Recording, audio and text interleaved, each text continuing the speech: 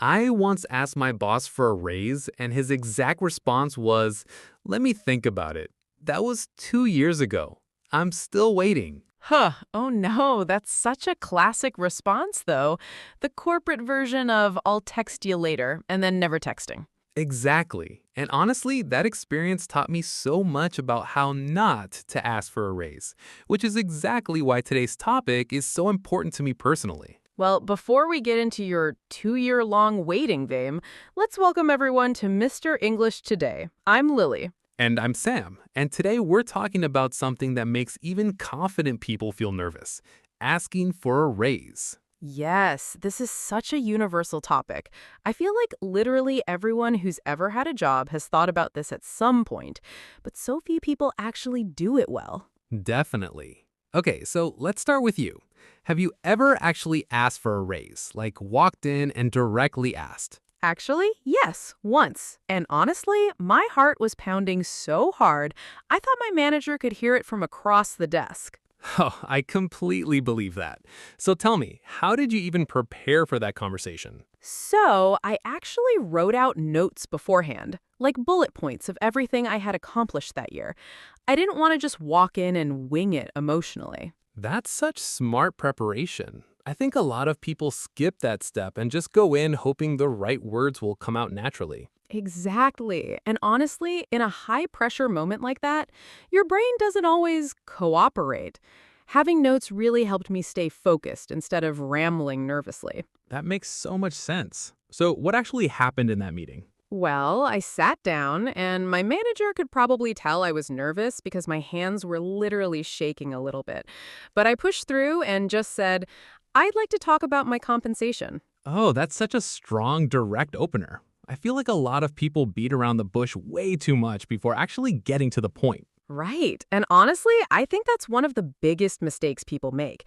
They spend so much time apologizing or downplaying the request that by the time they actually ask, the whole conversation feels weak. That's such a good observation. Like starting with, "I'm sorry to bring this up, but," already puts you in a weaker position before you've even said what you want. Exactly. It's like you're apologizing for advocating for yourself, which really shouldn't require an apology at all. Right. And I think that hesitation often comes from fear of rejection, fear of seeming greedy, fear of the awkward silence afterward. Oh, the awkward silence. That's honestly one of the scariest parts for me.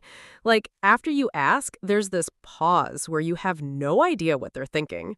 Oh, that silence feels like it lasts forever, even if it's really just a few seconds. Exactly. And I think a lot of people panic during that silence and start talking again, almost undoing their own request by adding unnecessary qualifiers. Oh, that's such a real trap. Like saying something and then immediately following it with, "but if that's not possible, that's totally fine too."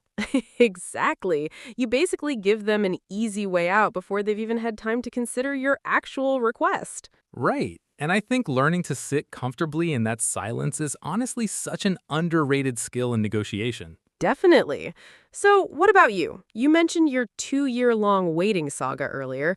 What actually happened in your situation? So honestly, looking back, I think I made a lot of mistakes. I asked kind of casually, almost in passing, like, "Hey, by the way, do you think I could get a raise sometime?" Oh no, sometime is such a dangerous word in that sentence. It basically gives them permission to never actually address it. Exactly. And that's basically what happened. There was no clear timeline, no specific number, nothing concrete for him to actually respond to. That's such an important lesson. Like, vague requests tend to get vague, delayed responses. Definitely. And I think part of my mistake was that I didn't actually prepare any real evidence for why I deserved it. I just kind of assumed my hard work would speak for itself. Oh, that's such a common assumption, though. Like, we think if we just do good work quietly, someone will eventually notice and reward us for it. Right. But in reality, managers are often busy, distracted, and dealing with 100 other priorities. They're not always tracking your individual contributions as closely as you'd hope. That's such an important reality check. It's not necessarily that they don't care, it's more that they genuinely might not have the full picture unless you clearly present it to them. Exactly. And that's actually something I learned the hard way. Since then, I've started keeping a running list throughout the year of specific accomplishments, projects, and even positive feedback I've received. Oh, that's such a smart habit. Like building your case gradually throughout the year, instead of scrambling to remember everything right before the conversation. Exactly, because honestly, when that moment comes, stress makes it so much harder to remember specific details clearly. That's such good advice, actually. I think I need to start doing that too, instead of just relying on memory when the moment finally comes.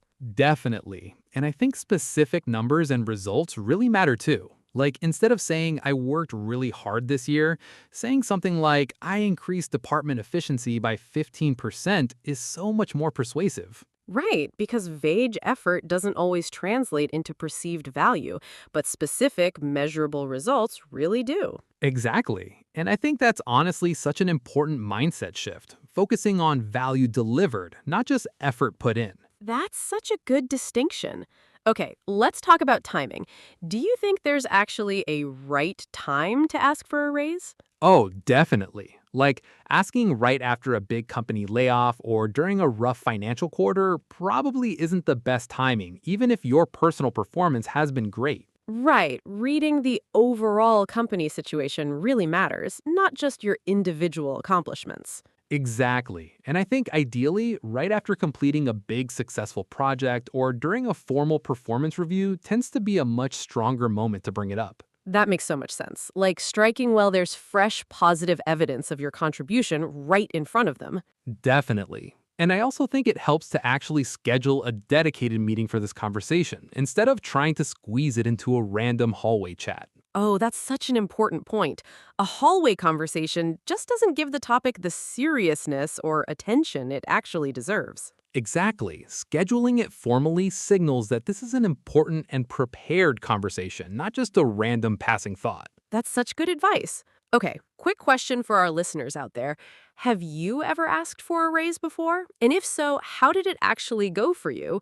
We'd genuinely love to hear your experience in the comments below. Yeah, whether it went amazingly well or turned into a 2-year waiting game like mine, we want to hear the real story. Definitely. And honestly, I think hearing other people's real experiences can be so helpful for anyone nervous about having this conversation themselves. Agreed. Okay, so let's get back into it. What about actual numbers? Like, how do you even figure out what number to ask for in the first place? That's such a good question. I think research really matters here. Like actually looking up average salaries for your role and experience level in your specific industry and location. Right, because asking for a completely unrealistic number can actually hurt your credibility, even if your performance has genuinely been excellent. Exactly. And on the flip side, asking for too little means you might end up underselling your actual value, even if they would have said yes to a higher number. That's such an important balance to figure out. So, do you usually aim for a specific number or more like a range? I've actually heard that giving a specific number slightly higher than what you actually expect tends to work better than giving a vague range. Oh, that's interesting. Why do you think that is? I think it's because ranges give the other person an easy option to just pick the lowest number in that range, whereas a specific number anchors the whole negotiation higher from the start. That makes a lot of sense, actually. It's kind of like starting the negotiation from a stronger position, giving yourself room to potentially adjust downward if needed. Exactly, and I think that's honestly such an important negotiation principle that applies to more than just salary conversations, too. Definitely. Okay, what about nerves though? Like, even with all this preparation, how do you actually manage that anxious feeling right before walking into the meeting? Honestly, for me, practicing out loud beforehand really helps. Like literally saying the words to myself or even to a friend so it doesn't feel completely unfamiliar in the actual moment. Oh, that's such good advice. I think a lot of people rehearse it silently in their head, but actually saying it out loud is a totally different experience. Exactly, because your voice, your pacing, your tone, all of that only really becomes natural through actual practice, not just mental rehearsal. That's such an important point. I think I definitely underestimated that when I had my own attempt at asking for a raise. Right. And I think breathing techniques help too, just taking a moment before you start speaking to actually calm your nervous system a little. Definitely. Even just a few deep breaths can make such a noticeable difference in how steady your voice sounds. Exactly. And honestly, even if your voice shakes a tiny bit, that's completely human and understandable. It doesn't mean the conversation is going badly. That's such a comforting reminder, actually. I think people put so much pressure on themselves to sound perfectly confident the entire time. Right, but genuine nervousness combined with clear preparation usually comes across as sincere, not weak, especially to a reasonable manager. That's such a healthy way to reframe it. Okay, so let's say someone actually goes through with it, prepares well, asks clearly, but the answer is still no. What then? That's such an important scenario to think through, because honestly, rejection is always a real possibility, no matter how well prepared. I think the most important thing is to stay calm and professional, even if you're disappointed internally. Reacting emotionally in that moment can actually damage the relationship going forward. That's such good advice. So instead of getting upset or defensive, what should someone actually say in that moment? I think asking clarifying questions is really valuable. Like, I understand. Can you help me understand what specific things I need to accomplish to be considered for this in the future? Oh, that's such a smart response. Instead of the conversation just ending awkwardly, you're actually turning it into a clear path forward. Exactly. And honestly, that question also shows your manager that you're serious and committed, rather than just giving up after one rejection. That's such an important mindset, like treating no not as a final answer, but as useful information about what still needs to happen. Definitely. And I think that approach actually sets you up really well for a stronger conversation the next time you bring it up. Right, because now you have specific, clear goals to work toward instead of just vaguely hoping things will eventually improve on their own. Exactly. And honestly, I think documenting that conversation afterward is really smart too, like writing down what was discussed and agreed upon. Oh, that's such good advice. That way, when you do come back to the conversation later, you can reference exactly what was previously discussed. Definitely. It also protects you a little in case there's ever confusion or disagreement about what was actually promised or expected. That's such practical, professional advice. Okay, what about situations where someone keeps getting delayed responses? Kind of like your 2-year situation earlier. Oh, that's such a relevant question for me personally. Honestly, looking back, I think I should have set a much clearer follow-up timeline from the very beginning. Right, like instead of just leaving it open-ended, actually saying something like, can we revisit this conversation in 3 months? Exactly. Having a specific date creates real accountability rather than just hoping someone remembers to bring it up again eventually. That's such an important lesson. I think a lot of people, myself included sometimes, avoid setting that clear follow-up because it feels a little pushy. I totally understand that feeling, but honestly, I think it's actually the opposite. Setting clear expectations shows professionalism, not pushing us. That's such a healthy reframe. It's really just about clarity and mutual accountability, not aggression or pressure. Exactly. And I think that distinction really matters, especially for people who tend to feel guilty about advocating for themselves. Right, and speaking of that, do you think some people struggle with this conversation more because of deeper personal beliefs about money or self-worth? Oh, absolutely. I think a lot of people, especially those raised in households where money wasn't openly discussed, feel a lot of internal discomfort just talking about compensation at all. That's such an interesting point. Like the discomfort isn't really about the specific conversation itself, it's about a much deeper relationship with money and self-worth. Exactly. And I think recognizing that pattern in yourself can actually be really helpful because it separates the emotional discomfort from the actual practical value of asking. Right, like reminding yourself that asking for fair compensation isn't greedy, it's just a normal, healthy part of any professional relationship. Definitely. And honestly, I think reframing it that way really changes how the whole conversation feels internally, even before you actually walk into the room. That's such a powerful mindset shift. Okay, what about company culture? Do you think some workplaces genuinely make this conversation harder than others? Oh, for sure. Some companies have really transparent, structured processes around raises and promotions, while others leave it much more vague and uncomfortable. Right, and I think in those vaguer environments, people often feel like they're guessing blindly without any clear guidelines to actually follow. Exactly. And honestly, in those situations, I think it becomes even more important to create your own structure, like setting your own timeline and gathering your own evidence, since the company isn't providing that clarity for you. That's such practical advice, especially for anyone working somewhere without a clear formal review process. Definitely. Okay, what about switching jobs entirely? Do you think sometimes getting an offer from another company is actually the most effective way to negotiate a raise?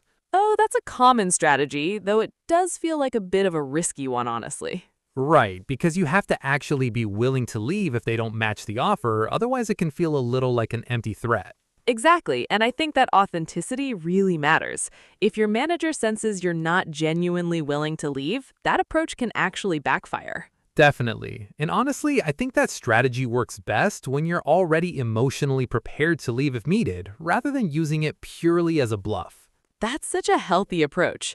Okay, what about non-salary compensation? Like, do you think people should also consider things beyond just the base number? Oh, definitely. Things like extra vacation days, flexible working hours, professional development budgets, those can genuinely be valuable too, especially if the salary itself has some limitations. Right. Sometimes a company genuinely can't increase salary due to internal structures, but they might have more flexibility with other benefits instead. Exactly. And I think going into the conversation with some flexibility, rather than a rigid, it's this exact number or nothing, often leads to a much better overall outcome. That's such smart, practical advice. It really shows how negotiation isn't just about one single number, it's about the whole overall package. Definitely. Okay, I think we've covered so much really valuable ground today. Let's do some vocabulary from today's episode, since this is a language learning podcast after all. Good idea. So we use the word advocate, meaning to speak up in support of yourself or someone else, especially regarding your own needs or interests.